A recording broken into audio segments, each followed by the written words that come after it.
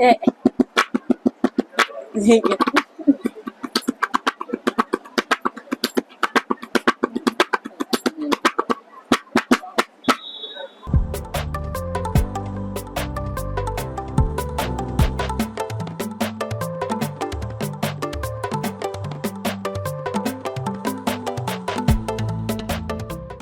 salaamaaleykum bonjour bonsoir ça dépend de l'endroit où vous nous recevez en ce moment dal leen ak jàmm ci seen émission Vision Show Vision Show nag nekk émission boo xam ne dañuy dalal ndaanaan bu nekk tey nag ñu am mbégte ak bànneex di nekk fii plage Malika di fi dalal benn ndaanaan boo xam ni ndaanaan ku lu fadri la ku nekk xàmmee nga ko ràññale ko ginnaaw nag duñu guddal dañ koy bàyyi mu nuyoo présenté wu Baye Fall maa ngi leen nuyu di la ziar. maa ngi lay ziar Yacine di kontaan trop de Vision ñëw fii ci kër gi seet si ñu vraiment ñi ñaan yàlla def lépp luñ fi wax mu nekk njëriñ bu amee tamit jàdd ngeen xam ni jàmbeeg pexem yàlla ak dogalam. D'accord. waaw di ziar ñi ñuy seetaan ak ñi ñuy déglu di la dalal ak jàmm. merci beaucoup ñun am na mbégte kontaan te di la lii te buñ la doon wax pour nga présenté wu kan mooy Baye Fall. waaw avant tout Baye Fall c'est Daouda man Daouda Ndiaye laa tudd mais Baye Fall daf ma dab ci yoon wi waaw ma nekk artiste musicien batteur jaar ci groupe yu bëri maanaam waykat yu bëri ku ci mel ni Kumba Gawlo ku ci mel ni Ismaïla Lo ku ci mel ni Viviane ku ci mel ni Titi ku ci mel ni Cheikh Lo d'accord. ku ci mel ni Fallou Djifa ak groupe Ngalu bon man à chaque fois nag buñ ma ko laajee damay am problème parce que damay pare nga gis ñi ni ma mais yow diw ak diw tuddoo leen te jaar nga fa bon ñëpp daal mën naa ni joué naa fépp macha allah. macha allah te biñ la déggee daal Baye Fall jaar na fu bari. tey ji mën nga ñëw wax lu dugal Baye Fall si musique. waaw Baye Fall lu ko dugal ci musique parce que ba ma dee xale dama bëggoon aar mais fecce laa njëkk a def. fecc nga bu ma gis nag sama big jaam yi dama daan fecce de dama mënoon fecce mais ndeysaan sama benn paa damay fàtte turam chaque jour dama koy bëgg di dédicacer benn jour mu ni ma daaw de dama laa bëgg te fecc boo màggatee doo ko def comme bëgg nga xeetu musique mënoo jàng instrument wala nga way mais après yàlla mi dara tawul am sama benn xarit ndeysaan maa ngi koy sali de passage ku baax ndeysaan mu ngi dëkkoon Dakar wetu cosaan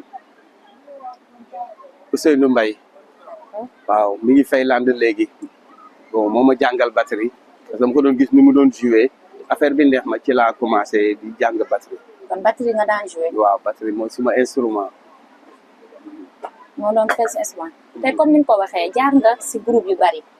Kumba Gawlo rek lañ siy jël exemple comme émission bi dafa xaw a limité wu tuuti. tey Kumba Gawlo ñaata temps nga fa def si groupe am. Kumba suma juumul def naa fa 8 ans. parce que tëgg naa fa morceau jërëjëf. jërëjëf. c'est lii sale yëngu leen. ah Seydou Choua yow la. waaw yooyu yëpp maa ko def macha allah. macha allah. comme noonu la comme ni nga ko waxee tey lan moo tax nga jógee foofu foo def 8 ans. xëy un bon jour din da nga bëggoon ber sa bopp wala dara. non waaw loolu nag affaire bu doy waar la Cheikh Lo. dama mës a dem benn boîte bu tudd Just for You mi ngi nekkoon en face université ma ànd ak Samba Ndox benn jour rek mu ñëw kër ga ni ma dañuy dem jouer ji parce que Cheikh Lo daf fay jouer ma dem yàlla mi dara tawul ma ñëw rek Cheikh Lo gis ma ñu ni ko kii mooy batteur Kumba mu ni ma dama bëggoon nga bëf moo naam maanaam bon bu gars yi di jouer nga ñëw jouer benn morceau mu jouer ba pare affaire bi neex Cheikh Lo mun ma continuer soirée bi man ko xaw ma morceau yi mun ma loo jouer baax na ñu joué ba pare nekk ci pelouse yi mu ni ma dama la bëgg a yóbbu defe naa su ma jëmul Angleterre damay fàtte Angleterre entre Espagne bon bref dama la yóbbu tournée ma ni ko waaw te boobu maa ngi Kumba Gawlo mais yàlla mi dara tawul pour man sax affaire bi voilà dañ ko wax noonu rek jëloo ko woon au sérieux mu jóge Gambie ak Kumba dama ñëw ba frontière Gambie Sénégal sama téléphone sonné ma ni allo Matar moom mooy ménager Cheikh Lo mu ni ma voilà sa visa génn na dañuy dem. comme ça. fekk année boobu Kumba dañ ko marraine woon benn concert bu doon am banlieue rythme bu Pikine année boobu Kumba moo nekkoon marraine bi waaw vraiment mu nekkoon nag affaire bu doy waar ba ma ko téléphoné wax ko affaire vraiment neexu ko nag ci la ci la ma wax ni ma boo demee na la wóor ni léegi quitté nga ci groupe bi ma ne ko kon jàmm jeex na daal ma dem bayali sama baay quoi. kon loolu indi. waaw nga dem ànd ak Cheikh Lo moo indi sa baay. mais moom xamul woon ni Cheikh Lo lay àndal parce que dama ko woo rek ni ko damay voyage yi jour concert bi du ma fekk Sénégal mais xam nga li ñuy wax bon xër na ëppal na xëy na laajuma fan nga jëm koy àndal mais de fait que man ko damay voyage yi du mu fi nekk rek bon mer na aussi wax ma li may wax man it ma jàpp loolu ba tey delluwaatuma ci Kumba. mais actuellement ni seen relation nan la demee. dara xanaa ma koy gis ci télé bi muy def yu nice. comme ça ak bi temps yi nga passé si moom jéemoo ko waat le contacter. mais Kumba dafa metti Kumba gën a metti ci waykat Sénégal yi. est-ce que du daa am rigueur rek. waaw rigueur bu ëpp baaxul surtout Sénégal réew moo xam ne ñun dañoo bëgg def nii. mais xam nga parfois ñun sénégalais yi dañoo tàmm facilité ba nga xamante ne bu ñu gisee benn jigéen boo xam dafa nekk si benn dynamique. am logique bi muy demee. pour ñu adhérer si dañ naan kooku dafa métti est-ce que du dang loolu la rek. xam nga am na qualité yu baax yu ma naw ci moom mais comme man ni ma amee bon qualité bu bon mais gis naa ni Kumba métti faayam dafa ëpp dafa jéggi dayoo. dafa jéggi dayoo kon yàlla baax na. léegi nag Cheikh Lo bi nga demee ak moom tournée da ngeen fa continuer nga adhéré si groupe am wala. waaw dama adhéré ci groupe bi après finalement dama ñëw ci laa dellu Europe. ñëw naa joué ak moom 4 ans dellu Europe ba ma ñëwaatee ma nekkaat ak moom. lu la delloowaat Europe da nga dem defi ci carrière musicale wala da nga dem moodu. damaa sëyi ji woon. mbëggeel mën na lu ne. waaw sëyi ji woon noonu. sama jabara moom ma sëyi. moo la muur. waaw loolu musul ama exclusivité góor gu sëyi. alors gannaaw Baye Fall bu sëyi kañ wàcc na. waaw noonu la dem problème. waaw dama am soxna foofu. ok après finalement bon. gis na ni Sénégal mooy loolu. affaire yi métti na. mun ma mais mënoo ñëw fii. xosu Sénégal moo gën xosu Europe moo gën xosu Sénégal. ok bon finalement man ni ko garaaw aussi temps yooyu fekk na bëriwuma woon sax lu may job ci musique bi ci laa demee Europe. noonu la demee quoi léegi ba nga demee Europe da nga continuer sa carrière musicale wala da nga dem di liggéey beneen liggéey wala. waaw man dama doon def musique même d'ailleurs am lu bëri lu fa yeew muy leket gi may joué léegi. leket gi moom si kanam di nga ñu si ñamal. bu la neexee am problème di nga ñu si ñamal. bon fa la leket gi yeewoo. xam nga voilà mais dama doon def musique foofu parce que joué naa fa tamit ay groupe lu mel ni groupe Kabalux ay Cap-Verdien lañu. ak beneen groupe bu tudd Parsuwak ak tamit nan la tudd Gallo benn waykat bu nekk Chonville ndeysaan sénégalais la d'ailleurs bëri woon na daal ñu ma doon joué foofu. mais yow mosoo entamé sa carrière solo musicale. def naa ko mais marché wul sama baat neexul may jéem a way lu ma génne duñ ko déglu. single nga génne wala album. bon ma génne album 7 titres Espagne. extérieur. waaw. mais xanaa lii woo ko commercialisé woo ko. fi Sénégal commercial waaw yow li nga def naa ko mais doxul. comme que baatu baat bee nakari. waaw xam naa loolu la pourtant maa ngi way juste nag mais xam naa ni gars yi bëggoon nañ may way comme nan la tudd booy bi xew léegi rek. Wally Seck wala ay Sidi Diop te ñooñu dañu ngéwéle. man na dama ko wax xaw a arabal. dafa classique. waaw sama musique dafa xawoon na nekk affaire yu dégg européen quoi xëy na loolu moo tax. ak ñàkk sens aussi waaw mun naa ko wax. mais yaa produire woon sa bopp wala dañ la produire woon. waaw mun naa ko wax mais dama amoon ay partenaires nag dama amoon ay tourneur ay tubaab yoo xam ne bon jàppoon nañ ci nag vraiment ci combat bi. ñoo ma financé vraiment. ci laa defoon album boobu mais gis nga li yàlla di def jot naa ci def ay tournée nag joué ci ay yenn festival mais marché wul woon fii Sénégal. extérieur mais extérieur moom daa nga si gis sa bopp. tuuti lu toj Europe toj Sénégal. loolu moom tamit dëgg la. waaw mais amoon nañ ci suñu wërsëg. te rëccu wuñ ko nag. ko wax nga ko sa biiri wax nee nga bi nga demee Europe la lu bari yeewu si yow. muy calebasse bi. calebasse bi tey moo tax nga bàyyi batterie bi nga doon joué. yàlla tere ku fàtte la fal folleeku yow foo ne. comme lu ma am batterie ma ko may. comme ba tey Baye Fall day joué batterie. kitaabul ma suuran ba suba. kon tey jii bu ñu waxee daal màggetum jinne dese na ngaleju. tey nga gaañu. kon fii bu ñu fi tegoon batterie nga def fi lu doy waar. ma def la ma saf. kon amuñu batterie leket la ñu am. ñamal ñu si leket bi rek. amul problème 2 minutes rek. xam nga ndeysaan danga may laaj lu ma neex parce que leket gi. waaw lu muy law a tax yàlla may ma ci tur ndax Sénégal ñu bëri sax xamuñu ba xam na may jouer batterie. d'accord. waaw parce que bon créé nañ lu bees. di jël musique gu jàmbur tëgg ci leket n'importe quelle musique. sant yàlla la ah ñun lu am bruit rek mën nañ cee jouer. est-ce que mënuma jouer fii rek bàyyi leket bi wala. ma jël leket bi moo la gën a leket bee ñu gën a. yow bëgg nga leket de. leket est-ce que xam nga leket li ci ne. looloo tax nag. est-ce que xam nga li ne ci leket. leket est-ce que laalu si bongo am laalu leket. waaw bongo waaw mais mun nga am bongo bu nekkul leket. mën nga am bongo bu amul leket. waaw mais ma wax la lenn. est-ce que xam nga dafa nekk instrument boo xam ni. fii lay sax. Sénégal. waaw du sax Europe.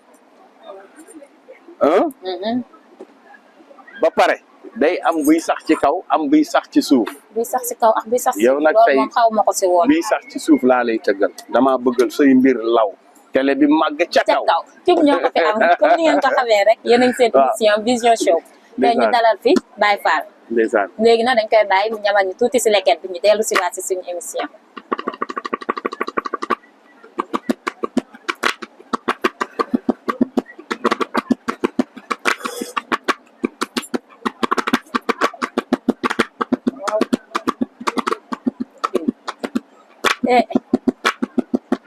léegi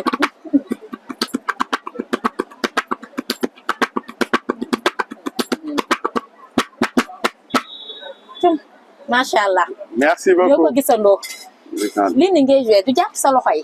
waaw xam nga nit li ngay def du la sonal. na xam naa ni bu doon man maa koy def fii ba suba. waaw xëy na tàmmoo ko wax a gën a métti lii. li métti na parce que loxo yi moo lay jox li nga bëgg. te lii da nga siy wax. dëgg la waaw ça parle day waxtaan dañ ciy waxtaan. ba pare lii dafa nekk loo xam suma xarit la man dama bëgg leket bëgg ma. moo tax n'importe quelle musique mun naa ko accompagner ak leket. tey jii lii mën nga see tëgg mbalax bi saf-saf. jazz moo gën a métti. reggae rock pop funk n'importe quelle musique naa ko yëg rek. yow daal boo sentir sa bopp luñ la musique bu ne da nga siy dem. macha allah muy mayu yàlla. ba pare lii daf ma dindi ci ay tristesse yu bëri muy Europe muy Sénégal ba ma nekkee Europe. kër gi ma nekk mënu ma fa tëgg batterie ndax batterie dafa bëri bruit mais dama doon jël leket gi rek comme nu ma ko def nii dëpp ci njëgënaay di ci jouer su ma mësaan am stress xam nga Sénégal boo nekkee Europe ñu lay woo ak yooyu su ma mësaan a wiit rek leket gee may wéttali moo tax je dors avec. tu dors avec. ah mais oui ah. donc comme moom daal sorte de refuge la nekkoon si yow da nga si daan di dindi sa stress et tout ça. dëgg la moo taxit. tey jii ni ñu ko gisee yaa ngi si musique bi. tey lii nii yaa ngi siy continuer di si jouer si musique am na ay artistes yu lay invité. pour nga leen di jouer si seen musique seen single wala album si ak leket. waaw am na ci mais am na ci ñoo xam ne amuñu jom ndànk. amuñu jom ndax waaw waykat yi amuñu jom. parce que dañu war a dugal suñu instrument traditionnel bi ci biir musique bi. parce que dafa am loo xam ni daf ñoo manqué muy lan ay trophée. mais trophée du rajax yi moo la koy may. musique gu mbalax Gambie la yem Mauritanie te foofu dëkk bu ndaw la ñun suñu musique war na mën a jéggi frontières yi lan moo tax parce que valoriser wuñu instrument traditionnel bi ñu yàlla jox wala xalam wala kora wala ay dundum wala ay tabala war nga mën a créer ay rythme yoo xam ni day jouer ak loolu funk mun nga ko def ci instrument yooyu reggae mun nga ko ci def ay jambadon fii xeet boo gis am na rythme am muy joolaay am nañu rythme lébu yi am nañu rythme dawraabin merci beaucoup yooyu yëpp mun nañ ko dugal ci musique bi mais am nag nu ñu defaree woddu daal instrument yi wàññi yu bari parfois da ngay gis benn groupe bu taxaw 15 personnes taxaw am na ñoo xam ñi ngi joué sax mais doo dégg li ñuy def tellement que c'est trop. maanaam folklore bi mooy ëpp li ñuy utiliser que instrument.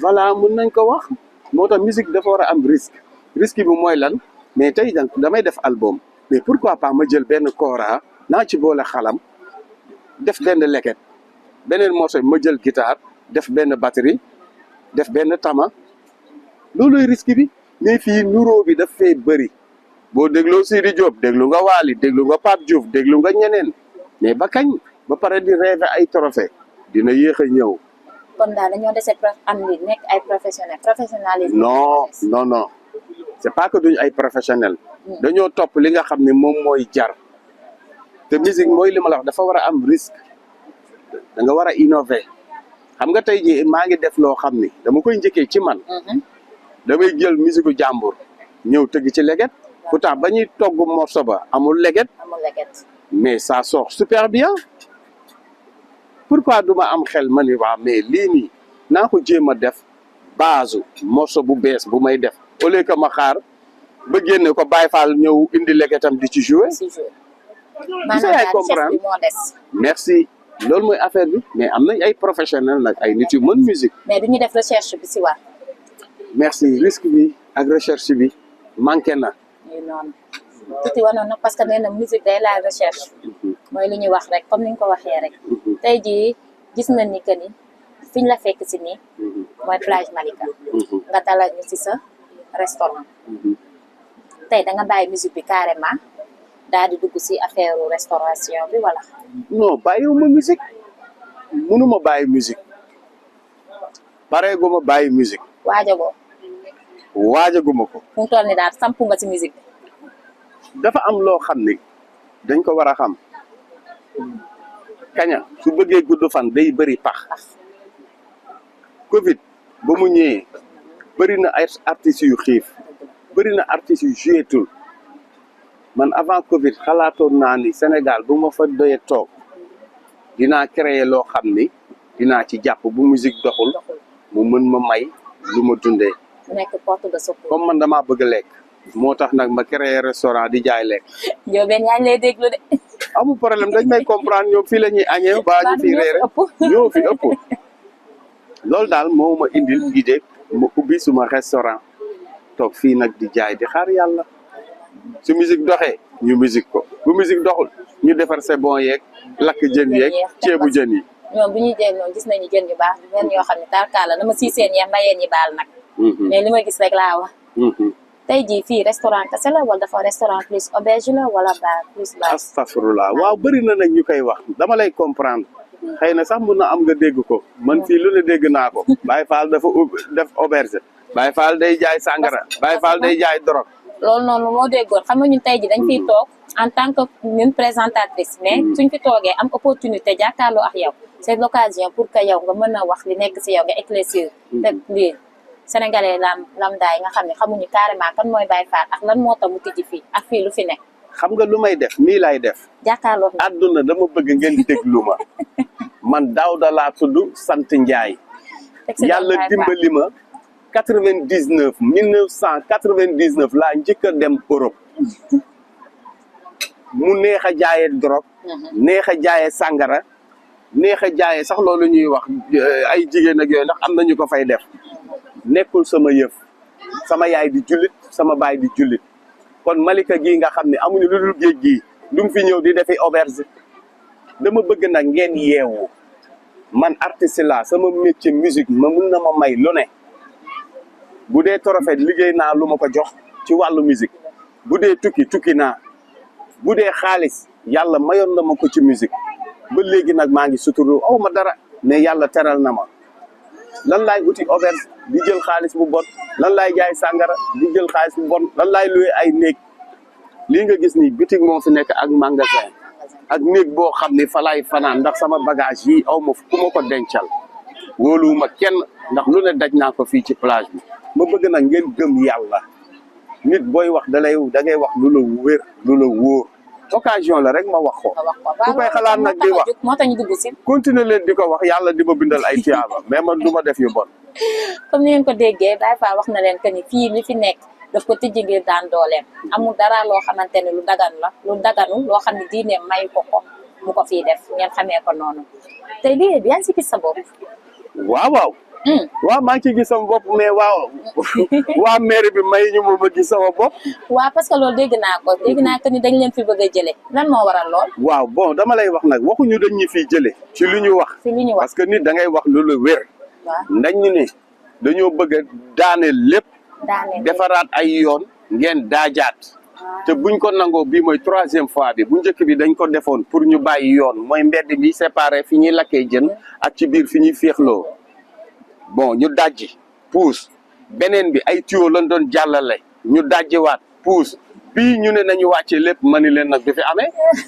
waaw da ngeen ñu war a jox ngeen ni voilà leen kat am neen ndàmpaay li wala sax ndàmpaayoo leen ñu ngeen teg ñu ci raay nu ñu da ngeen di puus keneen puus ngeen taxale mais daane lépp fii li fi nekk ay millions la isa xam nga loolu. comme daal maanaam ñaari yoon yi ñu leen daaneelal yëpp yéen a jëlaat si seen fond bopp defaraatal seen bopp. mais bu baax mais ñun fii balaa ñuy wax daaneel sax dafa am lu ko jiitu. compensé wuñ leen. déggoolu ma dafa am lu ko jiitu. lan moo ko jiitu. voilà balaa ngay daaneel balaa nga naan maam ne fa. fii nga toog nii ñaar fukki junni laay fay par weer. isa xam nga loolu. moom ngay fay mairie. location. amuñu ndox indi luñ ñu ko. amuñu courant indi luñ ñu ko. ay toilettes sax amuñu ko. géej gaa ngi nii moo gën a salte ci géej goo gis ci Sénégal te Malika gënoon a set. waaw balaa ngay wax loolu nit ñi da fa waroon fekk nga defar ba pare. waxtaan wax dëgg ca la ñun ay sénégalais lañu.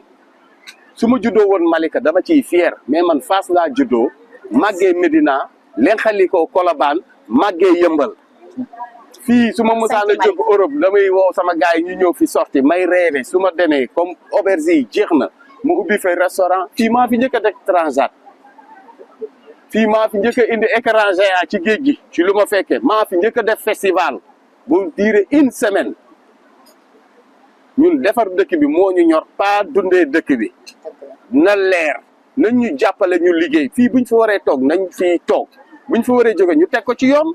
si yoon kay kuy fay te ñu bàyyi ay dëkkoo fee juddoo woo fi man aw ma problème fu ma juddoo xam nga ban problème laa am ah defar sama réew man tur bu ma yàlla may dinaa ko yàq ndax Malika tey buñ ma jëlee fii ci lu jaar yoon ma am beneen place bu gën Kër Baye Fall man àdduna ñëpp ma bëgg barke Cheikh Ibra ah nañu waxtaan nañu defar moo gën ñi ñëw di parparloo ay dëkkoo feek doomu réew mi fii doomu réew mi amu fi dëkk ci dëkk bi tekk ci dëkk bee ko gën. léegi yow parmi plage yi nekk Sénégal yëpp lan moo tax nga def choix si Malika. aw ma jom barke Cheikh Ibra. léegi lan moo tax nga ne amoo. ba may ñëw fii ñetti site laa ciblé woon. Mbaaw Lac Rose Malika Malika xawal leer rek ma tayal toog. nga tayal toog est-ce que du tamit fii dafa dox. fan fii dafa dox. doxul dox boo xam ne fii de lañ ma tëjee kaso. ah maa ngi. barke Cheikh mais non amul maari de mi président bi tëj nañ ko. mais dama ciy fier di ko wax xam nga lu tax. lan moo nekk parce que deew ma fa ngir lu bon ay waxu nit rek. ay nit yoo xam ne tekkuwuñu dara ci dëkk bi dañ lay gis ngay avancé ñu soxore la mais yàlla soxore wu ma ba ma demee foofu daa am lu mu fa jëlee. ba mu fa demee ba may dem tiit naa lool première guddi kaso xamoo ko waaye ba ma fanaanee ba yeew ak la ma fa gis loolu du ma ko wax ci internet mais defar na ma tey beneen bi mooy chaque jour comme li ngay wax rek Baye Fall la ngi def lu bon di wax ci man lu bon. ay sous-entendu. voilà man li ma def fii Malika fayaguma ko festival bu ma def fii j'ai xam nga ñaata millions lañ fi dépensé 9,7 millions. amul entrée artistes yi fi doon jaay dañ leen may stand yi ni leen ñëw leen jaay lu leen neex bañ ko bëggee defaat ma ni leen Malika amuñu job ngeen baal ma non c'est vrai date bi bañ koy jël bureau monsieur le maire adjoint maire la ñu toog moom moo joxe date bi jour buñ koy ubbi ñëw fi du benn autorité bu ñëw jàpp ci loolu. ambassade France dafa yónnee délégation. ambassade Espagne dafa yónnee délégation pourtant monsieur le maire moo ko waroon recevoir loolu du opportunité. ba pare nga am jàppoot festival bu gën a mag Sénégal ban la festival jazz bu Saint-Louis. 4 jours lay diire. yow Malika bi nga xam ne mooy loolu yaa rien fii lu fi am à part Mbëbës géej gi la mais dëgg la yow ñu indi le festival bu une semaine.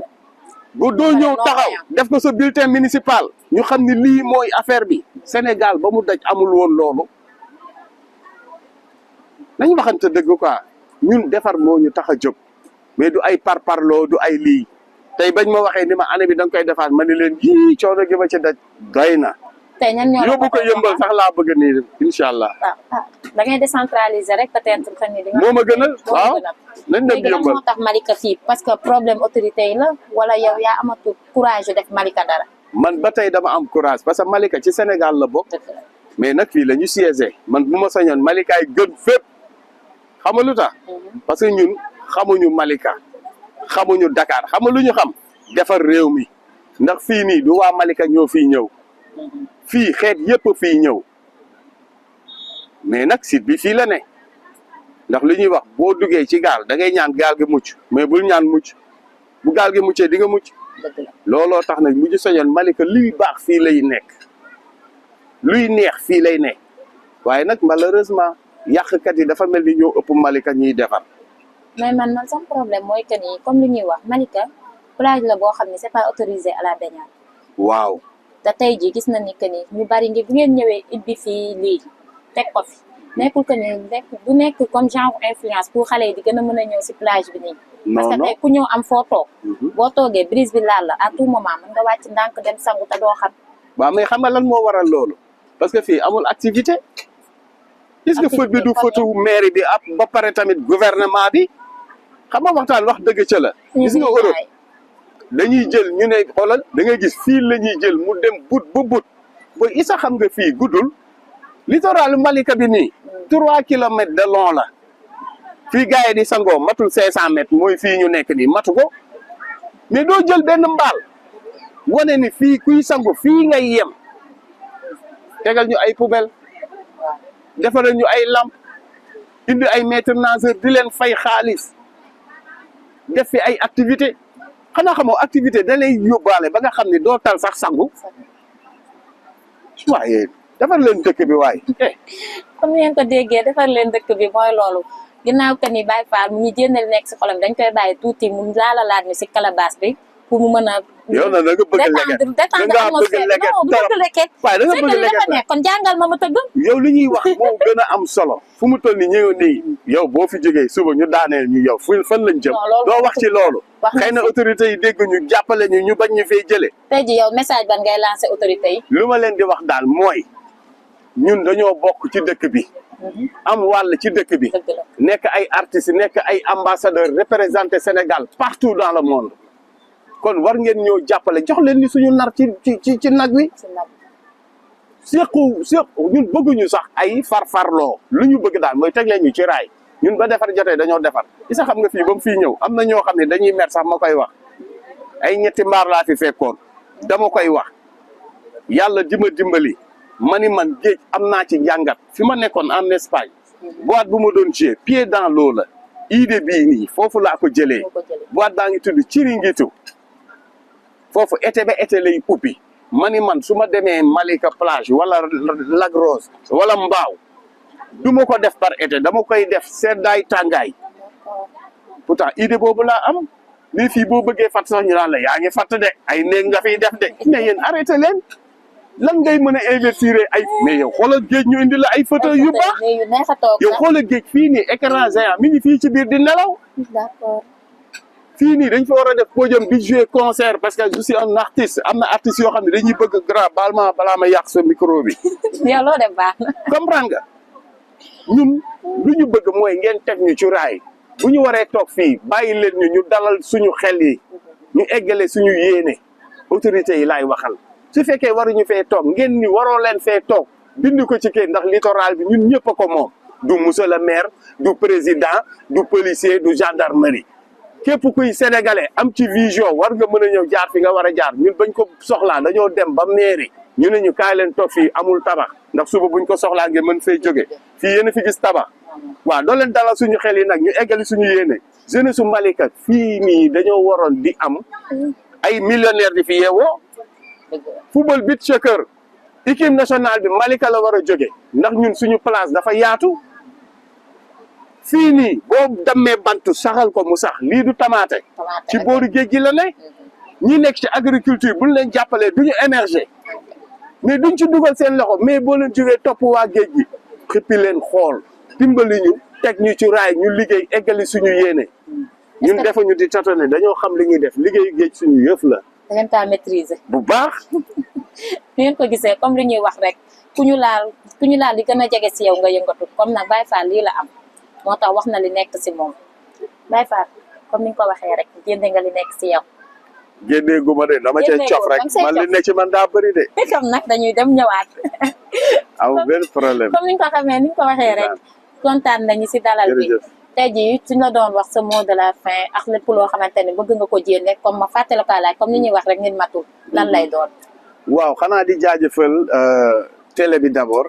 parce que tamit yéen dañ leen war di jaajëfal. ndax nit day am lu ko metti ngeen ñëw fexe génne ko àdduna bi jot ci ñi ko war a faj ko kon télé bi yàlla na koy yàlla màggal. yàlla na nekk télé bu gën ci télé yi. waaw di jaajëfal ñi may liggéeyal fii ndax vraiment ay jàmbaar lañ ku mel ni Jibril waaw ñoom ñi ngi góorgóorlu quoi ndax benn lam du yëngatu. waaw di jaajëfal tamit waa Malika ndax tamit lu ma wax nii da ngeen may comprendre xam ne nit laa aussi dama am ay droit mais it am naa fi ay nit yu baax nag yoo xam ne ñi ngi juddoo Malika nekk Malika di defar Malika waaw xëy na nag wax moom wax la rek quoi ngeen comprendre loolu te ñuy ñaan ñu boole xol yi ñuy ñaan tamit di am vision ci nit yi quoi man loolu laay wax di bañ di xool rek waaw xool rek ni loolu la da ngay creuser xool ba mu wër la nga soog a wax am na solo waaw di jaajëfal ñëpp kontaan naa daal waaw di jéggalu tamit mais waaw fekkee am na lu ñuy wax mu déranger ngeen xam ne ay nit la ñu bu ñu sañoon du demee nii waaye nag yàlla mi dara tëwul yàlla na def sax yéen ñëpp ngeen sentir li may wax. loolu lay rek comme lu ñuy wax rek lu jugee si xol lay dem. terewul nag sama leket bi fàttewu ma ko de di ma ñamalaat benn pour ma tëjee ko. bàyyi naa la waaw dama lay jox benn secret ci leket. xëy na sax am na ñu may seetaan. di sax xam nga am nga jëkkër yow. déedéet amagoo. déedéet bis buñ la takkee première añ bi ngay jox sa jëkkër demal jël leket nga nduggee ko. ma nduggee ko. buy ma pare ma wax la lenn. gis nga am na gàllaaj yoo xam ne buñ la ko joxee mu war a dëgër. leket nga koy sangoo. am na sax sëriñ yoo xam ne duñ ko xam dañ naan la soo demee rek nga jël foo ko jëyee rek nga sangoo. sangoo ko xoolal gàllaaj bu mu mën a doon. ci yu bëri nag day koy sangoo leket. leket dafa garaaw. ba pare boo ciy ndugg kër gi du gental xam nga gental. waaw loolu secret la nga jël ko. ma bokk kaa sama mbokk jigéen yàlla nga am jëkkëru Baye Fall dégg yàlla baax na doon ki gën rek te am yërmande comme ngeen ko xamee mu nekkoon benn plateau boo xamante ni bu neex la fii rek ngeen ko mën a amee mu nekkoon seen émission Vision Show ak seen Sista Yaas ñu amoon mbégte ak bànneex nekkoon fii plage Malika dalal suñu papa ju baax ju yaatu ju am ay ambition am ay projet di ñaan autorité Malika yi ñu gën ko jege comme li ñuy wax rek lu la jege doo ko gis te bët lu koy fatt à chaque fois du ko gis te tii Baye Fall mi ku ko jege incha allahu rabbi am na ay ambition te bëgg na Malika donte ni nag juddoowul Malika mais deretam Malika da siy daw comme nag ñu xamee ko noonu ñu jàppale ko comme niñ ko gisee Baye Fall gis na ni que ni da ngay imiter da ngay jël wayu jàmbur di si jouer si leket bi tey jii son Wally Seck bi nga xamante mooy dimbali ma bi boobu moo xam naa ni osé woo jël leket bi di ko si dugal. yow ku sopp nga. ah da ngaa bëri affaire tax ma toog fii di. waa léegi lan moo tax yow nga bëgg ma tiiñal. tiiñalu ma la c'est que dama bëgg rek ma nekk yow yaay kan. c'est que Wally sax dama waroon a bàyyi ay morceau ay di salante morceau. ndax lan nga war kaa mën a bàyyi. non dara xaw ma lan la. pourtant daa xew de léegi yow dañ lay bàyyi nga dimbali ma bi nga ñamal ñu si ak leket bi. dinaa ko def ndax yow. cum yaa sam pap nañ dem.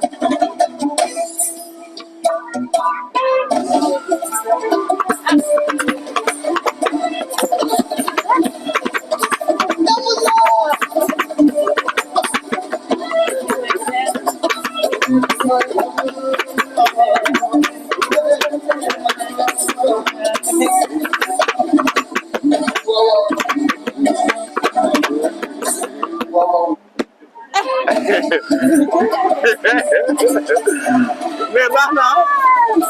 macha allah li la ñuy wax ku ko mën a ku koy jéem duñu benn te li ñuy wax rek màggetum jinne bu nekk day dese ay ngale jom yal na yàlla wéral loxo bi. merci beaucoup te continuer di ñu bégal si lu yàgg. yàlla bu ñu fay nag tooñ naa la. non garaaw loolu la rek li ñuy wax rek maa fekk si ma choisir métier bi. kontaan naa bu baax. merci beaucoup. mbégte lay doon ak bànneex saa su ne ñuy toog fii si seen émission Vision Show ak si yéen di leen jox dig daje d'ici peu avec un autre artiste incha allah d'ici là portez-vous bien.